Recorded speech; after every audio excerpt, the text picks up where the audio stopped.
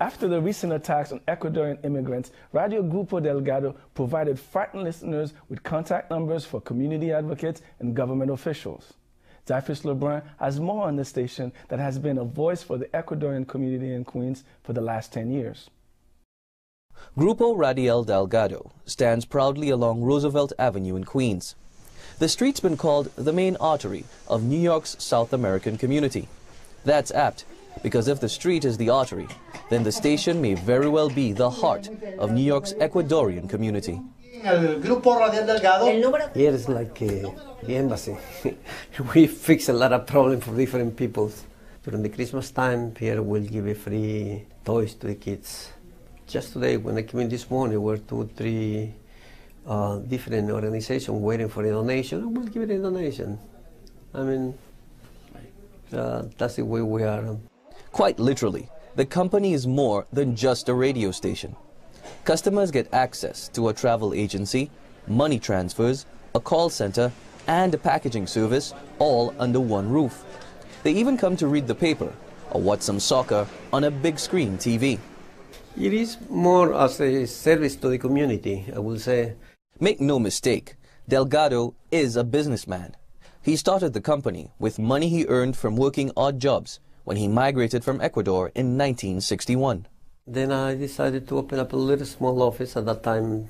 I bought an office for $25,000, which was a lot of money. That was all my money I had. I had no money to keep on going, and I had to gamble. That gamble resulted in a successful travel and packaging agency, and eventually to the birth of the radio station in 1998. Really, it was like a form of advertisement. In order for us to get the direct consumer, which was the Ecuadorian people, my father felt that the only way that he could do that is by having a radio station. People that live alone, that the only thing that they have is the radio, and doesn't cost them anything. They listen to news, they know what's going on in the country, and we go to different parts of the country, and they'll be up to date. Linda Delgado is one of 2 daughters who help Hector Delgado run the station.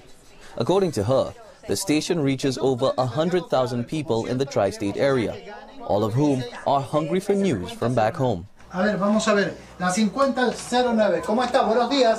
What we do is that we'll connect in the morning time with our radio stations. They'll bring us back the news as to what's going on in Ecuador. And then they'll have their own airtime here in New York.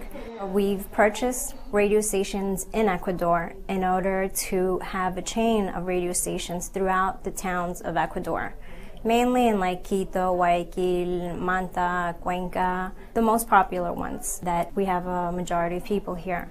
Even with all that success, the radio station is not viable enough to sustain itself and has to be subsidized by the other businesses. Still, Delgado looks upon it as perhaps his proudest achievement. Ever close the company, this will be the last thing that will close the radio, because the way that people talk on the air, the customer, when they call the radio, I mean, it makes you even cry. That's our show. Thanks for watching, and we'll see you next week. In the meantime, be independent-minded.